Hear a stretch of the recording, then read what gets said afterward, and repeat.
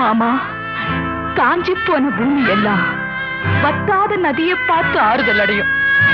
அந்த நதியே காஞ்சி போயிட்டா துன்பப்படுறவங்க எல்லாம் அவங்க கவலைய தெய்வத்துக்கிட்ட முறையிடுவாங்க.